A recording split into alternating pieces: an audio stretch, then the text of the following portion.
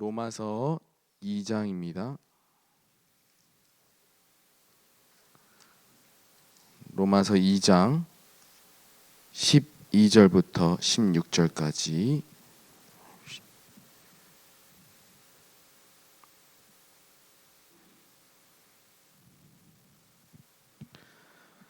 한 구절 한 구절 교독하도록 하겠습니다. 무릇 율법 없이 범죄한 자는 또한 율법 없이 망하고 무릇 율법이 있고 범죄한 자는 율법으로 말미암아 심판을 받으리라.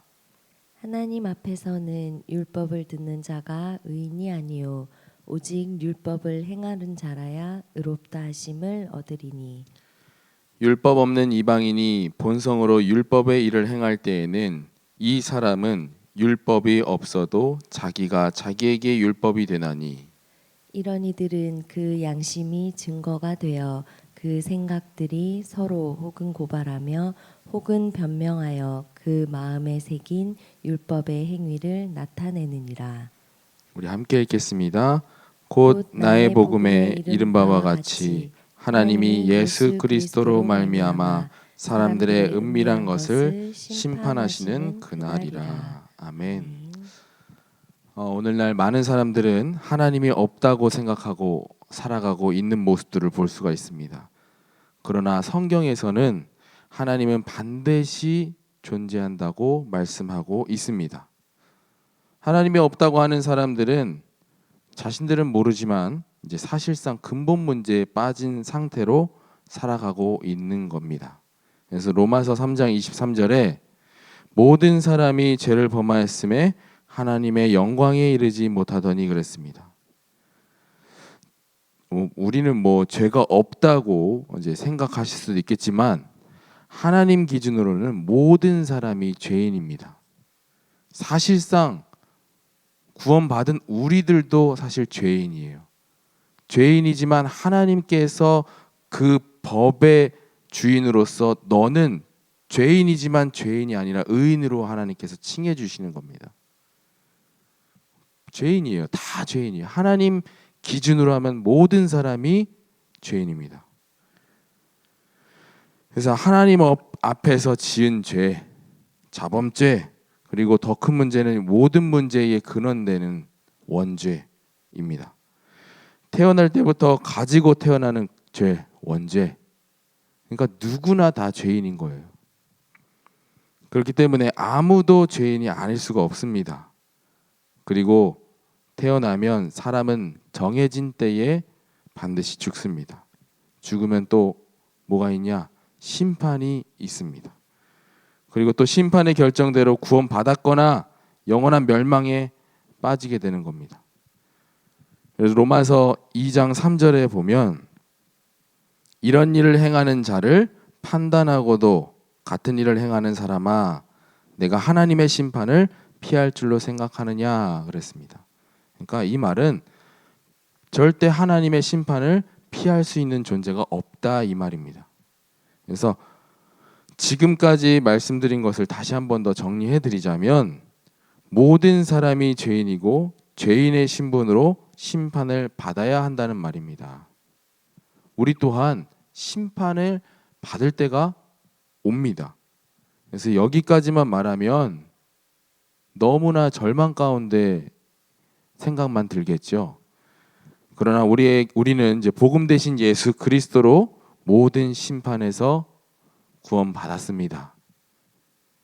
그래서 에베소서 2장 1절에 보니까 그는 허물과 죄로 죽었던 너희를 살리셨도다 그랬잖아요. 그죠? 그래서 구원받을 수 있는 유일한 방법 예수 그리스도를 우리에게 보내주신 겁니다. 그래서 베드로가 고백합니다. 사도행전 4장 12절에 다른 이로서는 구원받을 수 없나니 천하 사람 중에 구원받을 만한 다른 이름을 우리에게 주신 일이 없음이라 하였더라 그랬습니다. 우리에게 다른 구원의 길은 없습니다. 오직 예수 그리스도뿐인 줄 믿습니다. 그런데 유대인들 지금 오늘 우리가 읽은 본문 말씀에 바울이 지금 유대인들에게 하고 있는 말이에요. 지금 분위기상으로 유대인들은 복음을 놓치고 복음 대신 그 예수 그리스도를 놓치고 율법만 붙잡고 있는 모습을 우리가 볼 수가 있습니다. 그러니까 복음 아닌 다른 것을 붙잡고 있는 모습이에요, 지금.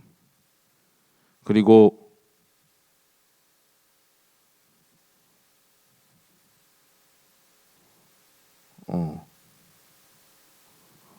잠시만요.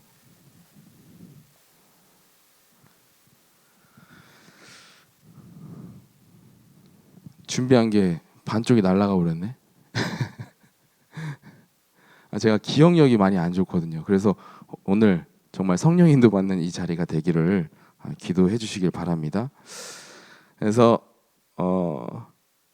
지금 우리 말씀을 보면은 복음을 놓친 지금 유대인들을 보고 있을 수 있어요. 볼 수가 있어요. 근데 이방인들이 또 나옵니다. 이방인들은 어떤 존재냐? 아예 율법조차 모르는 사람들이에요. 그 사람들을 지금 이방인들로 우리가 표현할 수가 있습니다. 우리가 볼 수가 있고요. 근데 우리가 현실 교회에서 빗대어 다시 말씀드리자면 말씀을 따르려고 노력하지만 복음을 놓친 상태에서 열심히 따르는 유대인. 그러니까 지금 어떻게 보면 현실 교회에서 교회는 다니는데 복음을 놓치고 다른 것을 붙잡고 있는 상태가 유대인의 상태라고 우리가 볼 수가 있습니다. 그러면 이방인은요? 이방인은 우리가 쉽게 생각하면은 교회 밖에 있는 사람들을 이방인으로, 또 복음을 받지 않는 사람들을 이방인으로 볼 수가 있는데, 사실 교회 안에도 이방인 같은 사람들 굉장히 많아요. 혹시나 내가 잠깐의 이제 복음을 놓쳤다, 그럼 이방인이 된 거예요. 하나님의 말씀을 따르지 않는 자, 이방인인 거예요. 근데 또 하나님의 말씀을 따르려고 하지만 내 노력과 내 열심으로 따른다, 복음을 놓치고 이방인들을 비판하고 판단하고 정죄한다, 그게 유대인이잖아요.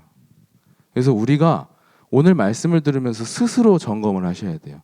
내가 지금 이방인에게 있는지, 아니면 내가 유대인 가운데 내가 머물러 있는지 우리가 스스로 확인하시고, 이제는 확인하셨으면은 다시 복음 안으로 들어오시는 오늘이 되기를 주의 이름으로 축원드립니다.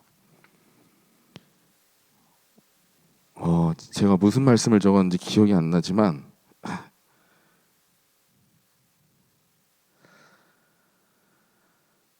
그래서 우리는 날마다 무엇을 붙잡아야 되냐? 내 틀린 신앙의 틀을 찾고선 올바른 믿음의 틀로 우리가 바꿔야 돼요. 바울이 그랬어요. 바울이 복음을 깨닫기 전까지는 유대인들과 똑같은 삶을 살았어요. 열심히 하고, 봐보세요. 지식적으로는 엄청나게 뛰어납니다. 그러나 나중에 깨닫게 되잖아요. 그리스도를 통하여서, 그리스도를 만난 후, 지금까지 내가 복음처럼 여겼던 그 율법이 진짜 복음을 깨닫기 위한 도구였구나 라는 것을 깨닫게 되면서 어떻게 합니까? 인생이 180도 바뀌게 돼요. 우리 또한 그러한 축복 가운데 바울과 같은 그러한 인도를 받는 우리 늘 좋은 교회 성도님들 되시기를 주의 이름으로 축복드립니다. 그래서 우리는 누구를 판단하고 정죄할 필요가 없어요. 왜냐? 똑같은 죄인이거든요.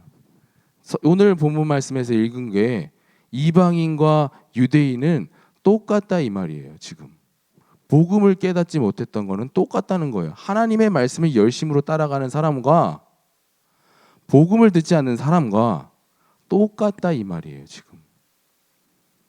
그래서 오늘 핵심 내용, 예수가 그리스도 되시고 그분이 우리의 구원자 되시고 그분이 우리가 붙잡아야 될 유일한 복음인 줄 믿습니다. 우리가 정죄하고 판단한다면 끝도 없겠죠.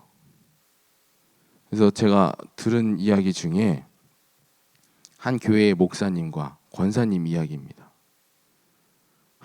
그 목사님은 목사님과 그 권사님은 서로 앙숙이에요.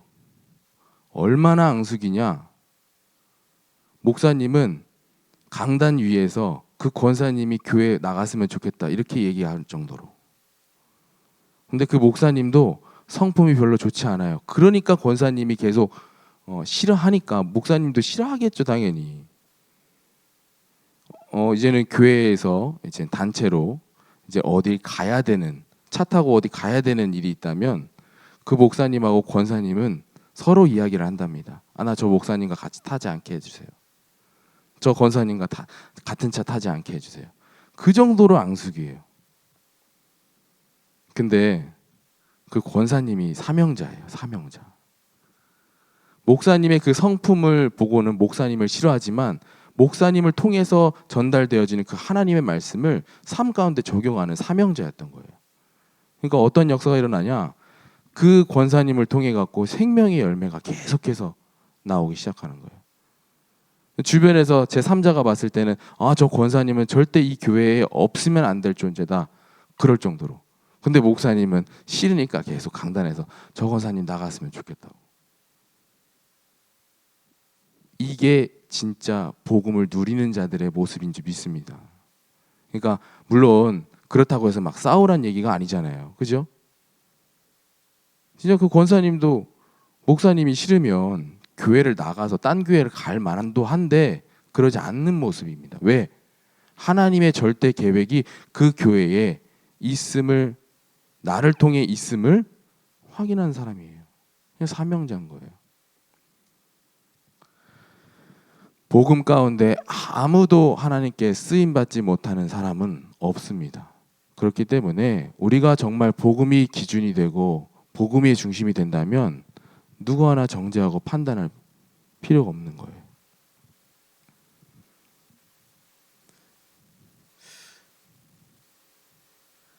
왜 다 지워졌지? 반쪽이 돼버렸네요. 그래도 여러분들 지금까지만 얘기해도 여러분들 아시겠죠? 나의 신앙의 틀을 바꿔야 돼요. 이제는 내가 머물러 있는 신앙이 되지 않고 정말 생명 없는 종교 생활에서 우리가 벗어나야 됩니다. 이제는 생명이 나에게로부터 가득한 신앙생활이 되시기를 주의 이름으로 축원드립니다.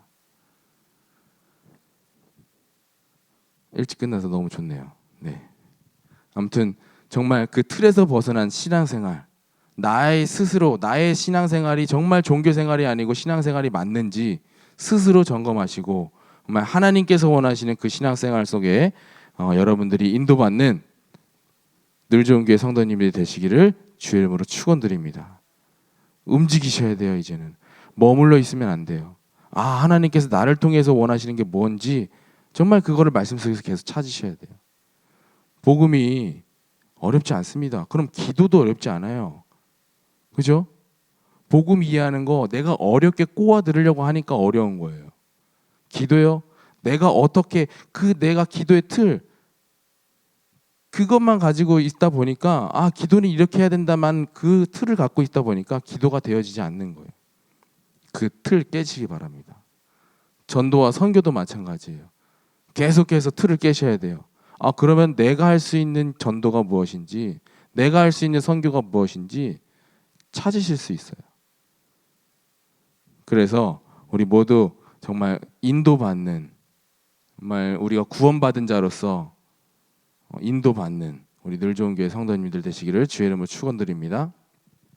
살아계신 하나님, 이제는 율법 가운데 벗어나게 하시고 정말 오직 복음만이 우리의 답이 되고 정말 삶이 될 수 있도록 인도하여 주옵소서.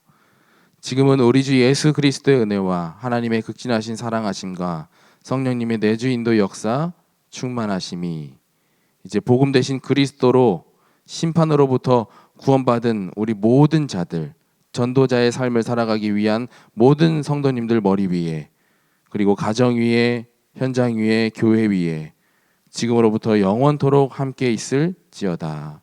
아멘.